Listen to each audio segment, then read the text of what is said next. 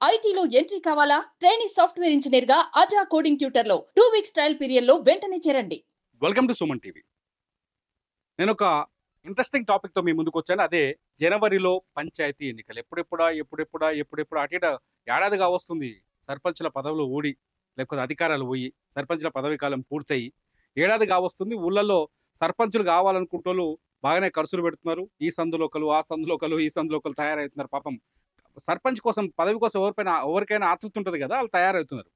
కానీ గవర్నమెంట్ ఎప్పుడు నగారా ఊదుతుందో, ఎప్పుడు ఎలక్షన్ పెడుతుందో అనేది పెద్ద క్వశ్చన్గా మారింది. కాకపోతే ఇప్పుడున్న క్లారిటీ ఏంటంటే జనవరి 7వ తేదీ నాటికి సర్పంచ్ ఎలక్షన్స్ వస్తాయని తెలుస్తోంది. డిసెంబర్ చివరి వారంలోనే నోటిఫికేషన్ రాబోతుందని, వేగంగా సర్పంచ్ ఎలక్షన్లను నిర్వహించాలని ఒక ప్రభుత్వం ఆలోచిస్తున్నట్టుగా తెలుస్తోంది. ఇక్కడ జనవరినే ఎందుకు ఎంచుకుంది కాంగ్రెస్ ప్రభుత్వం అంటే, ఇప్పటికే ఇందిరమ్మ ఇళ్లకు సంబంధించిన వ్యవహారం నడిపిస్తోంది, దరఖాస్తులు స్వీకరిస్తోంది. అట్లాగే కులగణన మొన్నటి నుంచి కులగణన స్టార్ట్ అయింది. కులగణన మొదలుపెట్టింది. కులగణన లెక్కలు ఈ డిసెంబర్ కల్లా తేలే అవకాశాలు కనిపిస్తుంది. దీంతో పాటు రుణమాఫీ అంశాన్ని ప్రచారం చేయాలనుకుంటుంది. అట్లాగే డిసెంబర్ 9వ తారీఖు ఈ సంవత్సర పదవీ కాలం ముగిసే నాటికి మిగిలిన రుణమాఫీ చేయాలనుకుంటుంది. రైతు భరోసా కూడా వేయాలనుకుంటుంది. ఇవన్నీ పూర్తయిన తర్వాత సర్పంచ్ ఎలక్షన్లు అంటే ఆ వేడిలోనే ఒకవేళ రైతు భరోసా వేసిరనుకోండి, నిన్నటిదాకా రైతు భరోసా వస్తలేదు, రైతు భరోసా పడతలేదు, వేస్తారా వేయరా, గవర్నమెంట్ ఇంతేనా, ఇది మనకు హ్యాండ్ ఇచ్చినట్టేనే అనుకుంటున్నారు కదా. రైతు భరోసా వేయాలనే ఆలోచనతో ప్రభుత్వం ఉన్నట్టుగా కనిపిస్తోంది. ఈ ప్రభుత్వ పథకాలన్నింటినీ ఒక్కసారిగా అమలు చేసి ఈ ఏడాది కాలం పూర్తయ్యేసరికి 1 ఇయర్ సెలబ్రేషన్స్ అయ్యేసరికి పూర్తి చేసి ఇమ్మీడియట్లీ సర్పంచ్ ఎలక్షన్లకు వెళ్ళాలని ఆలోచిస్తున్నట్టు తెలుస్తుంది. ఎప్పుడైతే ప్రభుత్వం ఇచ్చిన మాట ప్రకారం రైతు రుణమాఫీ మిగతా వాళ్ళకి అయిపోయింది అనుకో, రుణమాఫీ నెగిటివ్ పోతుంది. అట్లాగే రైతు భరోసా పడ్డదనుకోండి, రైతు భరోసా అంటే పాత రైతు బంధు అది పడ్డదనుకోండి, ఆ నెగిటివిటీ పోద్ది.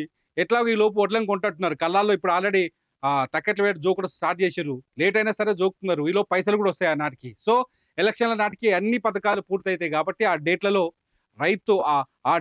అంటే జనవరి 7వ తేదీ నాటికి సర్పంచ్ ఎలక్షన్లు చేయాలని ప్రభుత్వం ఆలోచిస్తున్నట్టుగా తెలుస్తోంది.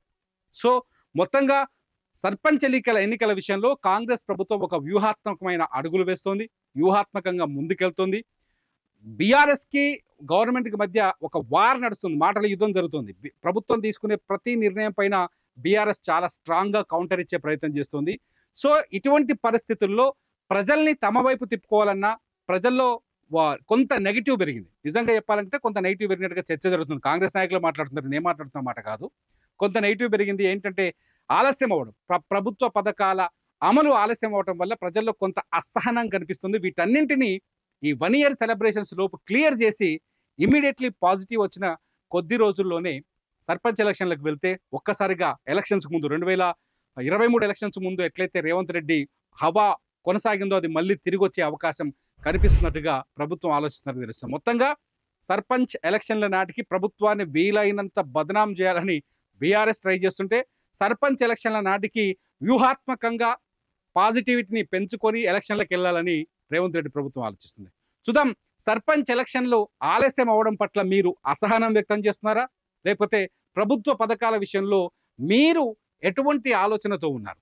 ఈ ప్రభుత్వం పరిపాలన గురించి మీరేం మాట్లాడబోతున్నారు? ఏడాది పరిపాలన గురించి మీ అభిప్రాయం ఏంటి?